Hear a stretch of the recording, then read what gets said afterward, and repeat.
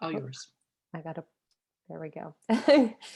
Consent to being recorded. So, all right. So welcome to everybody who is joining in. And I'm excited to be here to talk and share with you today, and hope that you will share your own ideas in the chat, ask questions, answer questions for one another too. I find that happens a lot as well.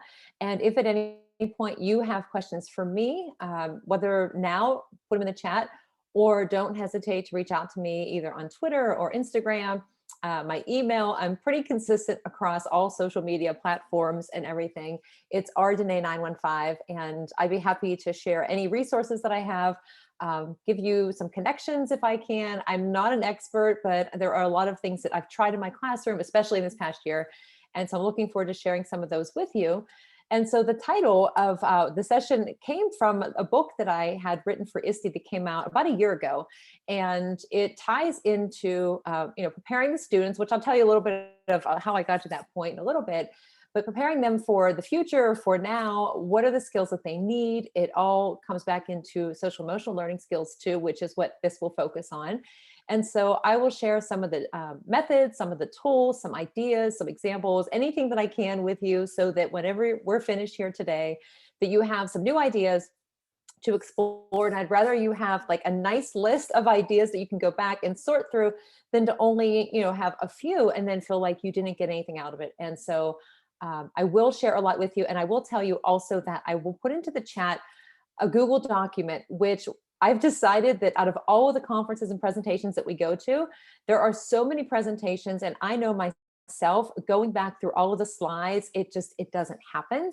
And what I've decided to do, actually a couple of years ago, I decided to make a Google document where I have hyperlinks to everything that I'll share with you here in the session.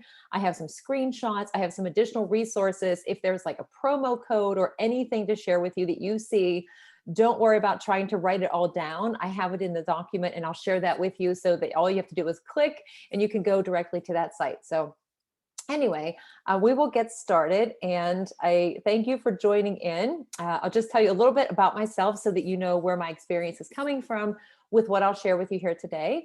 I am Rachelle Dene Poth, and like I said a little bit ago, you can reach me on Twitter, Instagram. If you're on Clubhouse as well, my email, it's rdene915. LinkedIn, just send me a message. If you use some of these tools or methods that I'll share with you, you have some ideas, some questions, just reach out to me. I would love to hear from you and connect.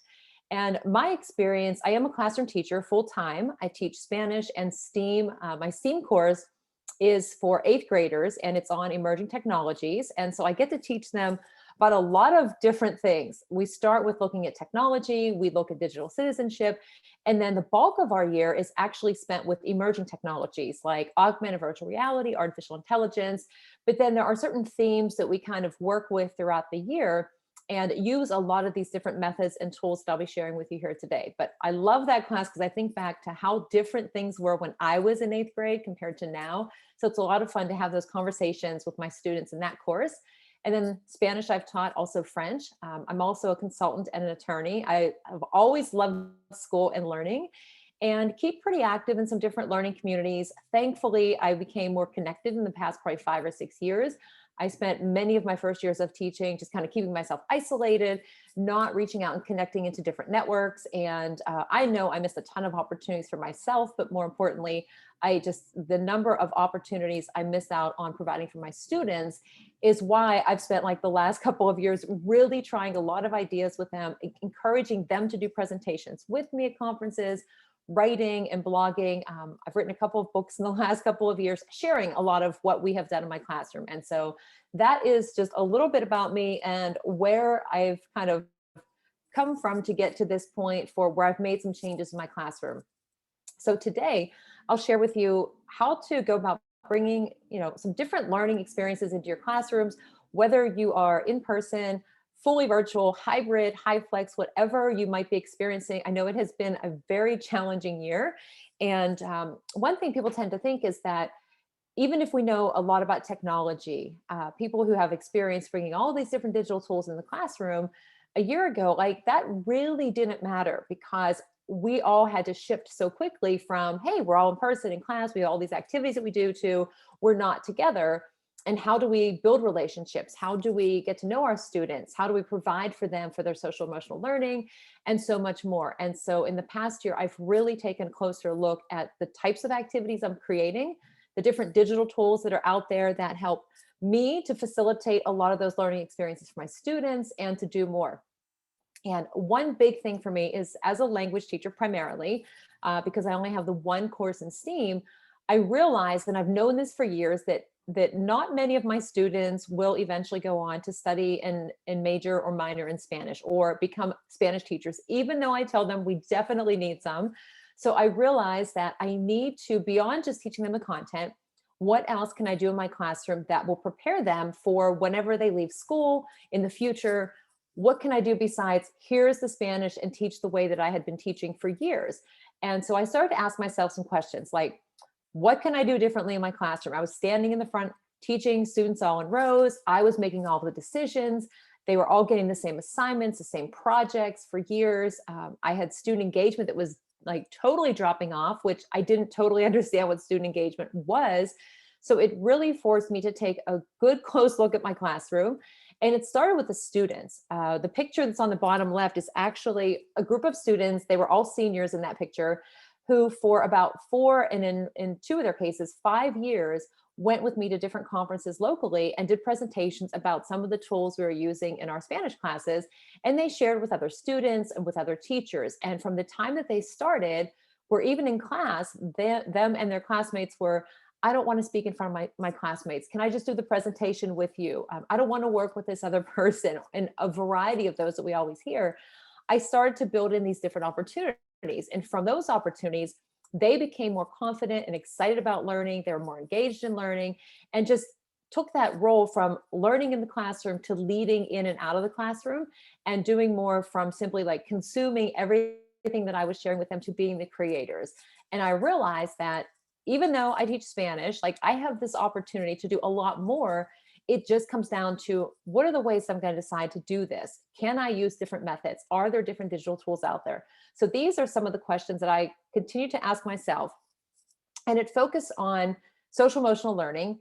And throughout what I'll share with you here today comes under a couple of different like themes or topics, but essentially it boils down to social emotional learning skills and how we can provide more opportunities for our students. Because if we read about, the future of work, the future of education, and preparing our students, for example, the World Economic Forum has the predicted, these are the skills that employers want for the future. And they look at things like communication, collaboration, problem solving, critical thinking, resilience, teamwork, all of these that directly correlate with social emotional learning. And so that's why I thought, okay, this is what I need to do more of in my classroom.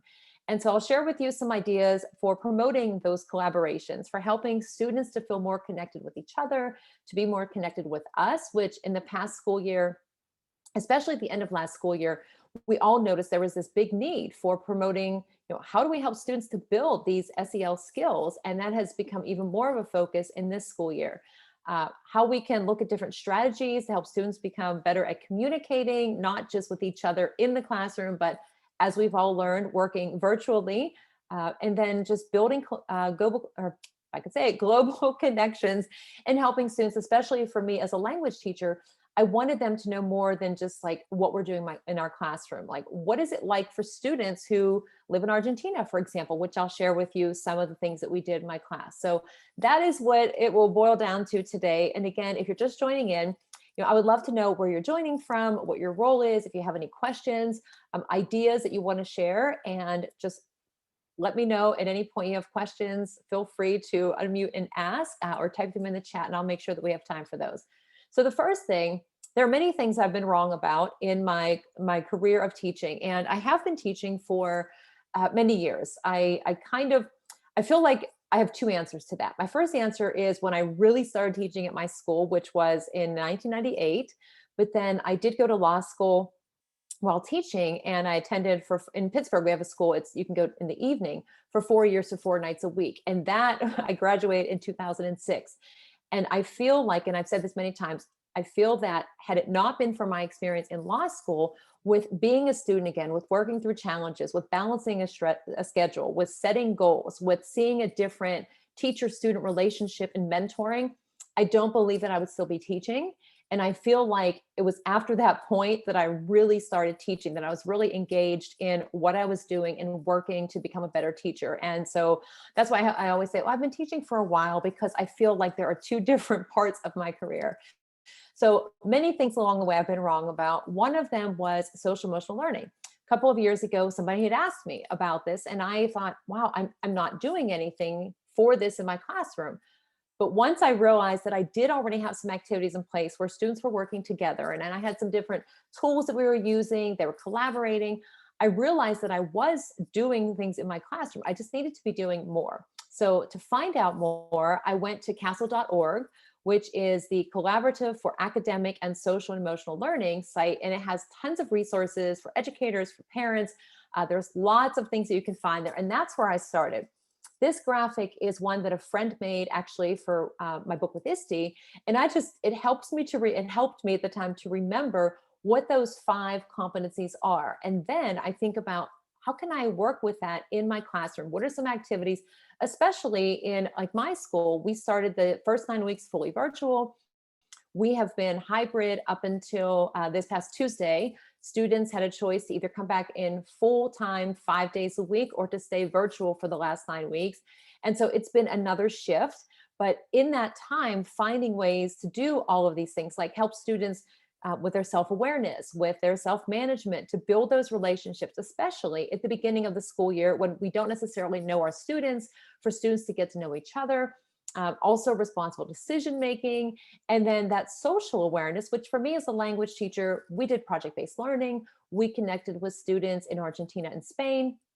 And so my students had a chance to learn about other places and to develop empathy. Especially about a year ago, we were talking with students in Spain who were telling my class about what their experience was like during the lockdown and their school changes and everything they were going through. And I, as a teacher, I could read about it, I could show them videos about it, but for them to actually have the chance, and I'll tell you how we did that, to interact and to ask questions and to, better understand that, really, I couldn't have done the same thing. That was something that they took their own direction with. They built those relationships and they had a better understanding. And so for some of these that I'll share with you, like sometimes it's a tool, but we can't necessarily rely on the technology, because we know technology sometimes doesn't work, it changes, disappears.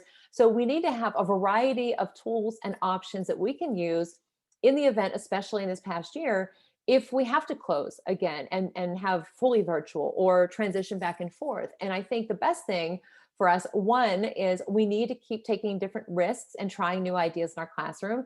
2, involve our students and asking them for some feedback, which sometimes their honesties might be a little bit shocking when they say, I really like class a lot better this year than I did last year. And I thought, okay, but why? And then they can tell me why. Because, for example, they're getting to collaborate, they're building relationships, they feel more confident, and all of these things. Then I realized that what I was doing, the changes that I was making, was working.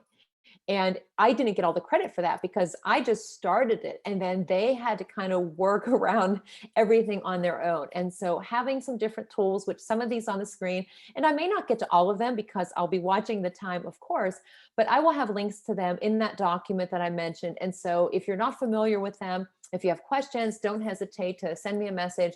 I'd be happy to share anything that I have with you to get you started or to point you in the right direction. Because again, not an expert, just somebody who made a lot of different mistakes in the first couple 10 or 15 years of teaching.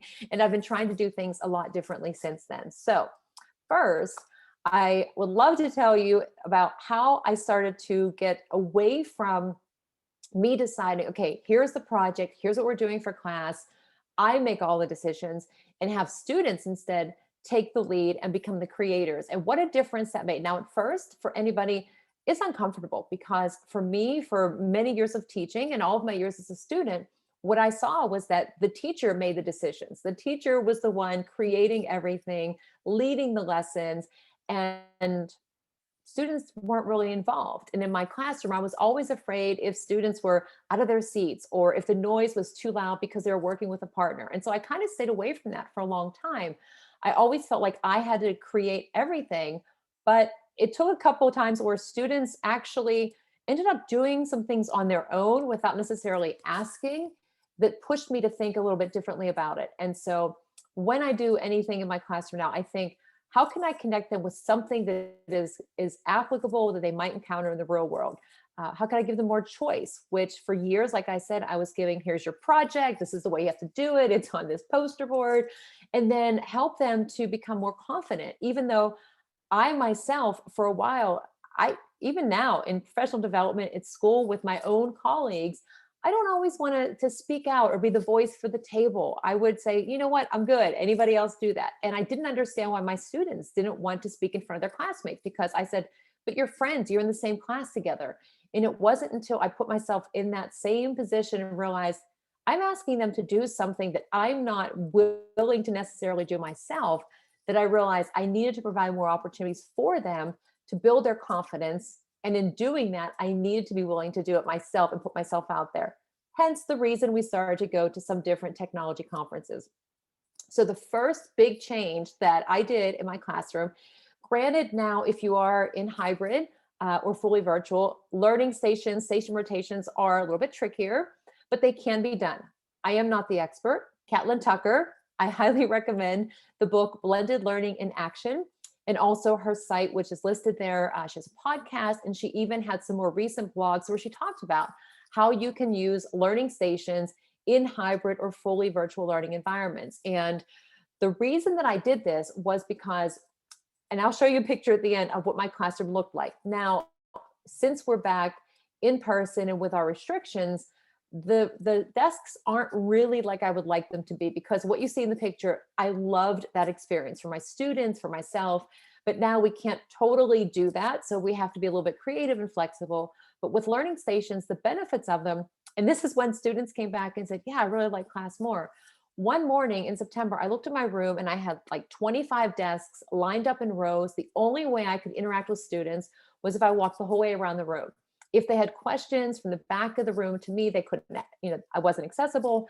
They weren't really able to be social with anybody next to them too much. And so I just moved the desks out of the way and decided, okay, this has got to be better.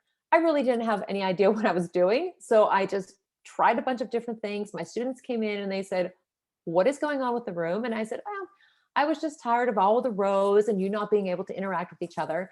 And I just dove right into it with very little idea of exactly what I should be doing, and try to figure it out on my own.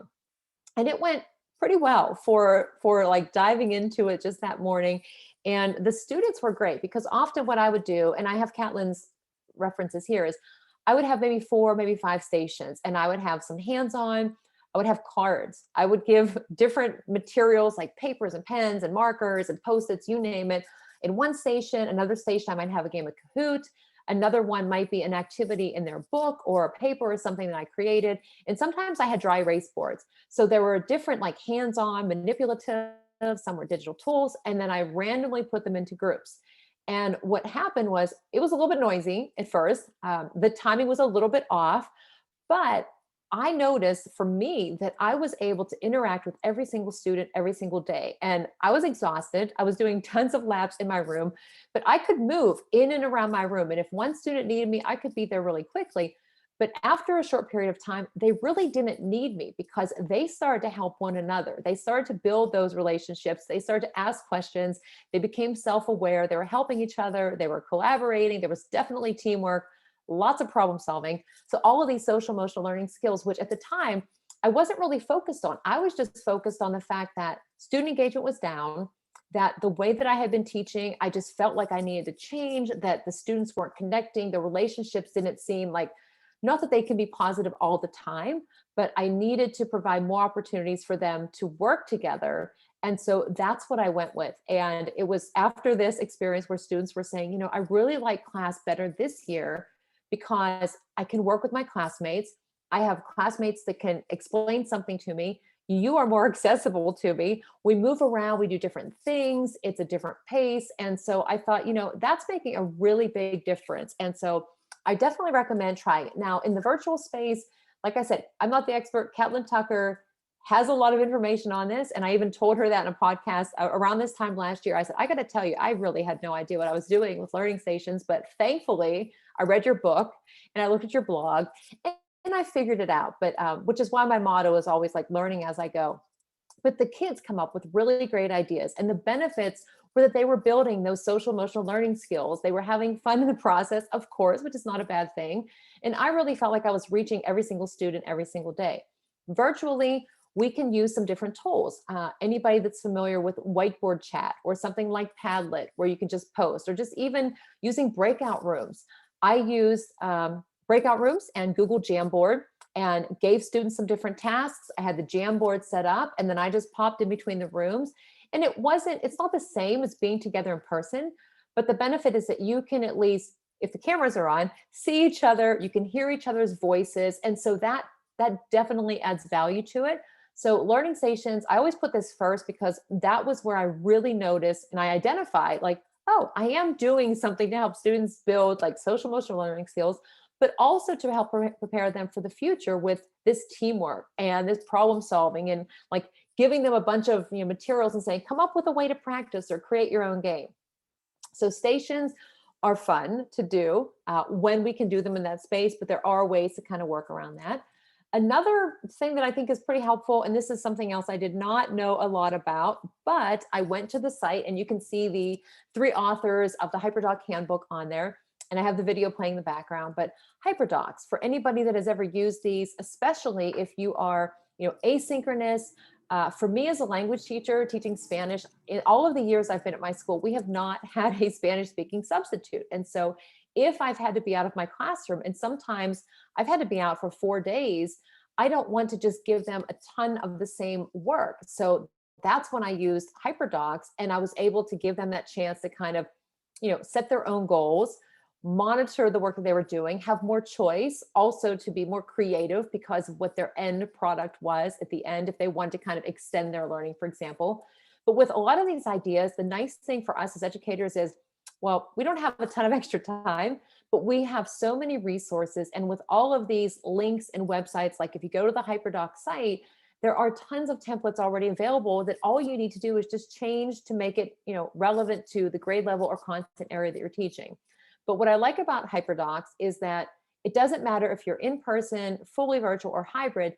These can be beneficial across the board. It helps students to kind of figure out on their own how to kind of set up their schedule for working on it.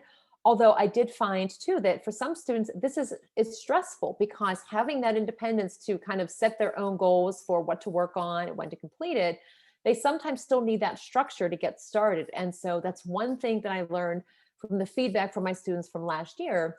But this was a really good opportunity to show students something that they might need to do later on in work, later on if they go, college, taking courses, and just learning how to interact responsibly online. So we got digital citizenship skills and thinking about, for the future, preparing, any work examples that they do and knowing how to kind of navigate in these digital spaces is really important. So HyperDocs, I highly recommend. And before I go on to project-based learning, with HyperDocs, you can use the Google document, which is the, where it originated. But I've also used tools like Buncee, which is some examples on the screen. Padlet, as long as you can store some links onto your site or wherever it is that students can kind of access it and work through it, it is definitely beneficial. And for the most part, most of my students really liked the HyperDocs. But for some of them, like I said, it was a matter of figuring out how to pace themselves and that structure and having like a specific kind of goal to work towards. And so all that required was just conversations with me and the students to set up a system for them, and they worked through that. And then the next time that we did the HyperDocs, they were more confident about how to kind of like plan their work around it. But it worked really well last year at the end of the school year. And it's something else that has worked well this year too, especially if school is open, then you find out, for 2 or 3 days, if not longer, you have to kind of close and transition. Having something where students can access those links definitely made a difference. Project-based learning, yet another thing that I was pretty wrong about. For years, people would say, are you doing PBL? And I would say, PBL? Yeah, project-based learning. Yeah, of course. And I thought that it was an odd question because in my mind, I was just thinking projects and, oh yeah, I've been doing projects forever. But I didn't know I wasn't doing authentic PBL. And so about 5 years ago now, I had gone to a couple conferences in the summer. I read a few books, Launch by AJ Giuliani and John Spencer. I read Pure Genius by Don Wettrick, Hacking Project-Based Learning by Ross Cooper and Aaron Murphy. And some of those, again, they're all linked in the Google Doc that I'll share with you too, if you're like, what were those? But I read through all of those. I also looked at Buck Institute of Education, now the PBL works, to find out what is PBL, what are the benefits. Now with my students, we've used some different digital tools, and I haven't really been talking about the tools so much as just kind of methods and activities that we can do, because again, the technology may not always be there, but we can find a way to kind of work around that based on what the activity is. But with project-based learning, what made a difference for us is, first, we used Edmodo, and I set up a connection with a school in Argentina and one in Spain. And my students and those students were just having written conversations in our class on Edmodo, asking questions about, what's school like, what's family life like, what do teenagers like to do, back and forth. About 2 months in, they started their project-based learning, so they had more specific questions. We were looking also at the United Nations Sustainable Development Goals, and so they were tying that into their work, also learning Spanish, so that was part of it.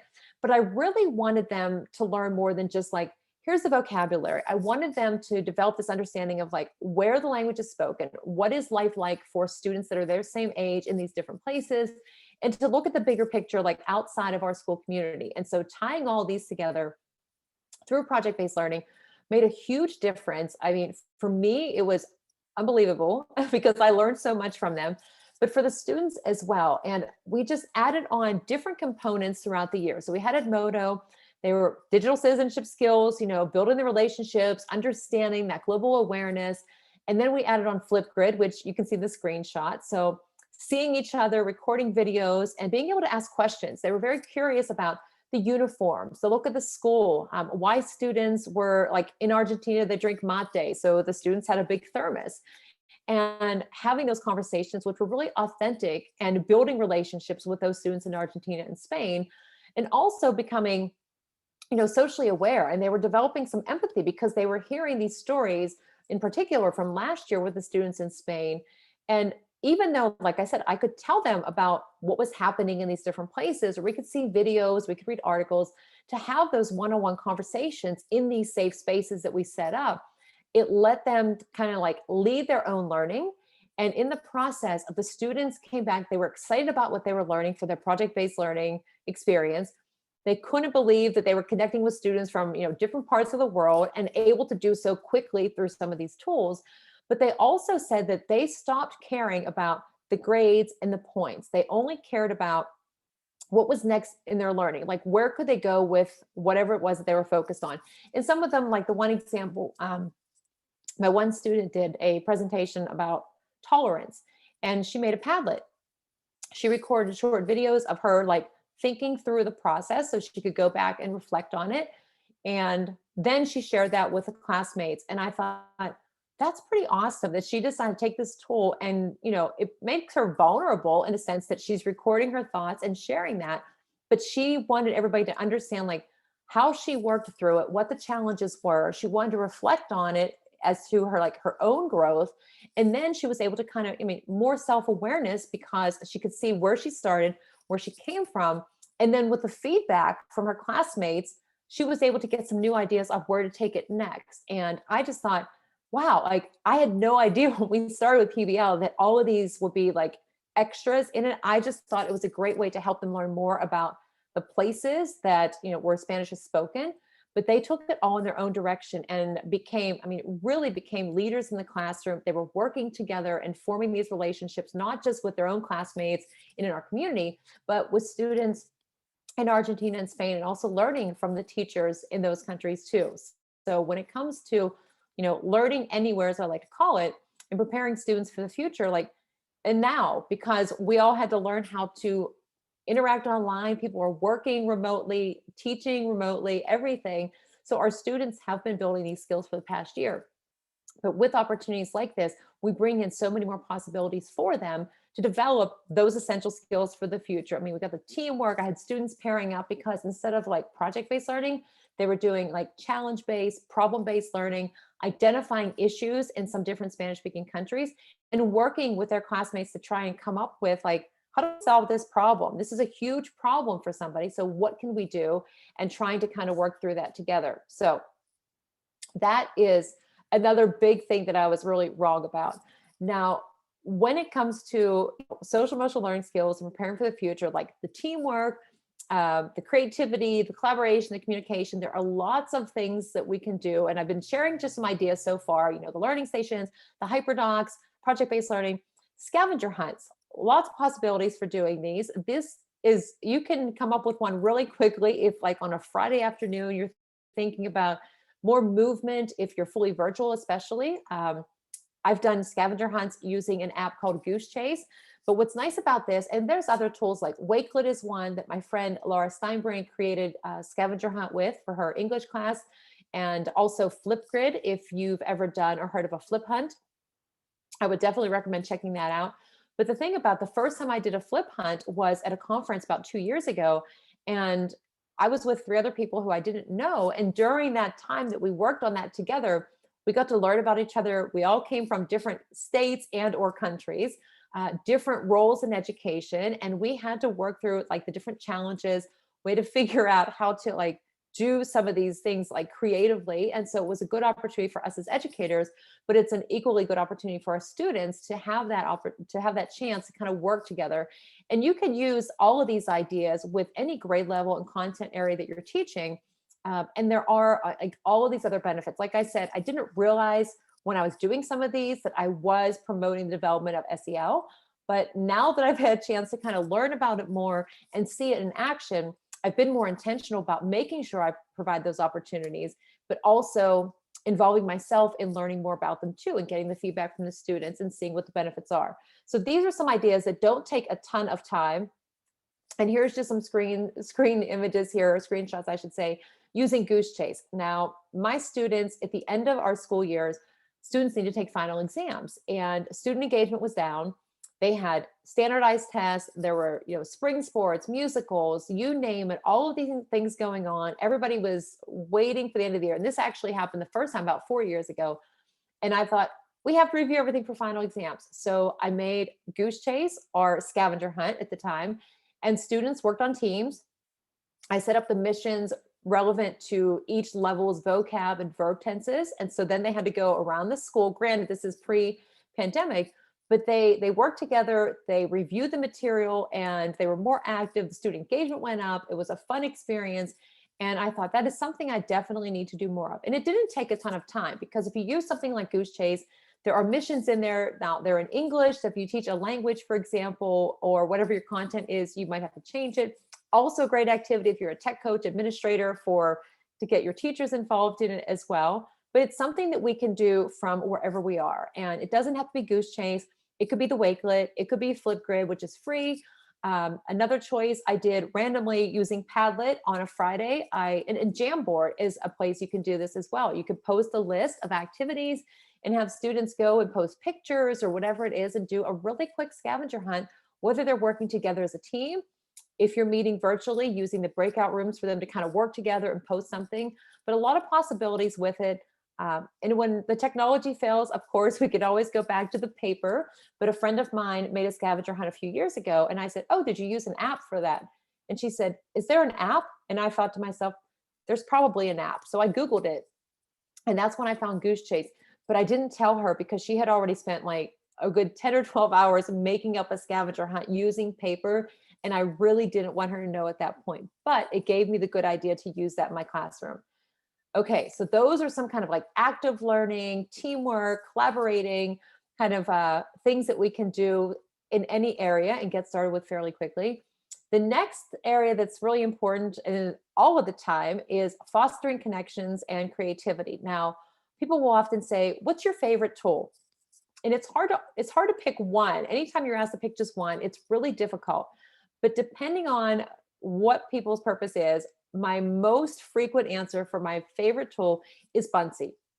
And the reason for that is because all of the things that I've talked about so far, I could use Buncee as my tool for. I could use it for a hyperdoc. I could use it with station rotations and set it up. I might just have to be a little bit creative with that, but it could be done. I can also use it with project-based learning, which we did. My students created kind of about me Buncee, which you can see. I made mine, it's on the top right, and it has audio. You can record video. And we shared that with students in Argentina and Spain who had never heard of Buncee, who then made their own to send back to us. So our students both got to learn about what life is like in the other place, to see each other, to hear each other's voices. And it really made a difference. Now, at the start of this school year, for me, I'm the only Spanish teacher, and I know most of my students, but for teachers who started the year without being able to be in person, to get to see the students, their families, Buncee presented a really good opportunity for teachers to make this, hello, this is me, this is my class video. I had my students create their own so I could get to know them, so they could get to know each other. And so you're having them, it's not ideal to not be in person to be able to build those relationships, but it helps us to create this space where we can see each other, we can hear each other, and start to build the relationships that then can go into, transform into our classroom spaces. And for some of my students, they really, like I said, they don't like speaking in front of their classmates. They get a little bit nervous, but when they have a tool like Buncee where they can record the video, they can record it multiple times and feel comfortable with it, they're fine if it's even presented in class. It's just that initial presenting it in front of everybody versus recording it and letting it play after you've, edited it. If I could say that, go through and make any changes to it. Then they're like, yeah, I'm good with this. You can play, it's totally fine. And it helps them to build their confidence. Now, there are many ways to use this. There are thousands of templates in their library, so you don't have to start from scratch. And preparing students for the future, having them create a digital portfolio is something that you could use with Buncee. If for my students, I see all of the ones that they've used throughout the years of Spanish, and I've seen them go back and say, wow, I can't believe that I did this on this one. Look at my grammar, but look at how I did it here. Now I know the difference between these, and I could see my growth over time. And so it's nice to have that for me as a teacher to see their growth throughout the year or from year to year, but also for them to have all of these possibilities for creating. Now back to the hyperdocs, on the bottom middle where it says before you post, a couple of years ago at a conference, somebody said, well, could you kind of use this as a flipped lesson or blended learning or anything like that? And I thought, yeah, you probably could. So I made one slide. Now Buncee ends up looking similar to Google Slides. You have different slides. It's a multimedia presentation creativity tool that I could spend hours sharing what to do with it, or you just follow them on Twitter or check out the communities on Facebook for a lot of these tools.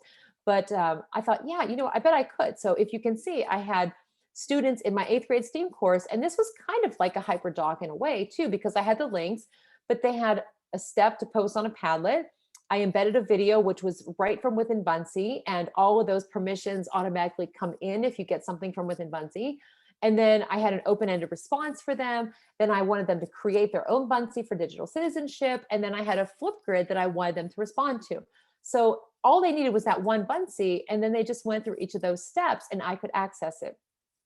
If you do use tools like Flipgrid, which another awesome tool for helping to build confidence and those connections, getting students to learn about each other in that space, it integrates with Buncee. So you could create a Buncee to introduce yourself to your students, to have your students introduce themselves to one another, and they could all be placed on a Buncee board. Or you could make the Buncee that has you introducing yourself with some fun facts. It could be your virtual classroom if you've done any of those, and then attach that as something that's added onto the Flipgrid, and then have students respond. And so they're seeing each other, they're getting to know one another, or you can just use it for one-on-one for feedback and having those conversations, which is something else that I had done with project-based learning. So there's thousands of possibilities out there, but I like whenever we have these different tools that not only do we have ideas for, but the students come back with their own ideas. And before I do the book creator one, a couple of my students came in over the summer. We need to give summer assignments, although last summer we didn't do that, but every year there needs to be some summer work given. And for me, the beginning of every year, other than Spanish 1, I spend time reviewing. And so I decided that it would probably be worthwhile if my students chose vocab or verbs or some topic that they needed to review, and then created kind of like a presentation or an activity to kind of be the teacher for a day. And I had students come in that said, I have my Buncee. And I said, well, what do you mean? "Oh, I made my Buncee. It's on verb review or verb conjugations." And they took over in the classroom. They put videos in, they had activities, and they led the lesson. And I thought, okay, well, that's awesome, because now they're moving from being just the consumers, they're creating. I'm not the only teacher. They got all of these different teachers leading in the classroom. And it was a great experience for them that's not just relevant for, hey, I did this for Spanish class, but building that confidence and creating something and presenting in front of others, which is a skill they need for the future. And doing that on their own and deciding that as well was pretty impressive the first couple of times they did that. Another tool, if you're looking for, collaboration, which big skill that students will need now and in the future, and teamwork, communication, Book Creator is one that I had an opportunity to use about a year ago. Christina Holzweiss, who's a librarian from New York, had put this out on Twitter and different Facebook communities that she wanted to create this epic book of web tools using Book Creator. So any educators from around the world, if there was a tool that they really like to use, like let's say like Buncee, okay, I could put in pages on Buncee with different links. Other teachers put in their different tools. There were Flipgrid, Nearpod, all of the ones that we use. And we worked on it all at the same time from wherever we were. And then it was just shared. So people, educators from all around the world could go and flip through this book created from Book Creator. Now, as a teacher, imagine having students multiple ways to use this. So one, clearly they're collaborating, they're building digital citizenship skills, especially if they're working together in that same space. Then having whatever this evidence is of whatever they're learning. So for me, if they're writing a book in Spanish, maybe I have my students work on one book together, or maybe for project-based learning, introducing each other to like the students in Argentina, the students in Spain. Global collaborations where you pair up with other classrooms and everybody contributes to the book, and it becomes this narrative of, this is what school is like here in the United States, this is what school is like here in Spain. But anybody can do this, students, teachers. You publish these books, share them really quickly with a link, and it's fun, it's collaborative. You don't have to be in that same physical space, which now, as we've been transitioning between fully remote, hybrid, or anything in between, it's really good for all of those. Also good for social emotional learning, because students are building their skills, even if it's something that they use where they're learning in science class, or they're talking about maybe they're reading a book in English, or for me in Spanish, and they just use it maybe as something to like a journal entry, kind of like blogging, for example, or something that they just track their progress and growth over time. And at the end, they can see this evidence of what they learned in that year. That's really good for their self-awareness, because they can see their strengths. They can also set some new learning goals as they move forward. So lots of possibilities, no shortage of tools that are out there. It's just, what is our purpose for using them, and how can that help students prepare for the future? Now, I had already mentioned Flipgrid, and most everybody knows about Flipgrid. It is free. The benefits of some of these tools too that I forgot to mention, like Wakelet, you can put a Flipgrid short in there. Buncee's embed in Wakelet. Wakelet, Flipgrid, and Buncee all have immersive readers. So if you're looking at accessibility, for me as a language teacher, my students hesitate sometimes to speak in Spanish. And so when they use some of these tools that have immersive reader, where they can choose to listen to whatever it is that they've written being spoken by somebody who is a native speaker, that has helped them to build their confidence as well. But when it comes to Flipgrid, the way that we used it at first was for the project-based learning and being able to connect with those other schools and the students. That worked out really well. Students understanding, wow, this is like, that's what school looks like in Argentina, and developing that social awareness. Also last year, like I mentioned, developing empathy and realizing what other people were experiencing when schools were first closed. But also, the communication piece is huge. Being able to use that space, figuring out, how to communicate, how to share, but also with us as teachers. So let's say you start at the beginning of the school year, we don't get to be in person like this year. I set some Flipgrids up for my classes where I introduced myself, and I wanted them to introduce themselves to me. And I also wanted them to like respond to each other. And so that provided a great space where, before the cameras were turned off, I got to actually see the students hear their voices. They could connect with me. It's also good for, checking in with them. How are things going where only you see the video? And if they don't want to record the video, of course, well, one, they can cover the webcam, or two, there's just the audio option. But it's nice that Flipgrid has all of these other tools that we might be using, like the Nearpod, or maybe Adobe Spark, or the Wakelet, for example, and the others that are on the screen, that we can add on extras to the Flipgrid and have students maybe do an activity and then talk about it. So promoting, again, communication skills, also figuring out how to use the technology, because that clearly is not going to go away for the future. Some problem solving. So there's thousands of topics available that you can choose to assign for students to talk about within Flipgrid. And it does integrate with a lot of the different tools and platforms that are out there. Again, for wherever learning, I'll call it, setting these up for students to just talk, to connect with each other if they're not in the same classroom, makes a big difference in helping students to build those relationships. Also for, advocating for themselves. I've had students who don't feel comfortable. I mean, I can set it to moderate, but I want them to feel comfortable speaking in front of their classmates. And so that's why I think it's important that they can see and hear each other in the videos. But I also respect that initially for some students, that's just really tough. And so I have some students who I said, how about if I just set up your own Flipgrid and you can respond to me and I'll give you the feedback and we'll interact in that space. And then as you become more comfortable, then we'll transfer to the other one. And that's what we did. So a couple of students, 2 or 3 times where they were just speaking the Spanish to me and I was giving them the feedback. Then they felt more comfortable and they were ready. They're like, okay, fine, I don't need this one anymore. They just needed that space to build their comfort and their confidence and ask for help if they needed it. And then whenever they were ready, they moved on. Like, I don't want to say, no, you never have to speak in public, because we all know that we are going to have to speak in front of others. But giving them that comfort to build that confidence first really did make a difference. And I hadn't thought about that before until this year, where I had a few students who they just weren't responding to the Flipgrids. And I said, well, why? And they said, well, I'm afraid I will mispronounce something. I'm afraid others will laugh at me. I mean, there were all of these reasons. And I said, well, first of all, we mispronounce things in English all the time. I mean, even here, how many times I said a word where I said, oh, wait, no, that's not the right word. Or I messed up. I said, that's how we learn. It's okay. It happens to everybody. But I respect the fact that you want to, not necessarily speak in front of the others. So here's what we're going to do. So that's when I made that little kind of shift. So that's Flipgrid. Very versatile. You can use it for a lot of things. Nearpod, another one of my favorites, which Bunsey is always like, yeah, Bunsey, because you can do all these things with it.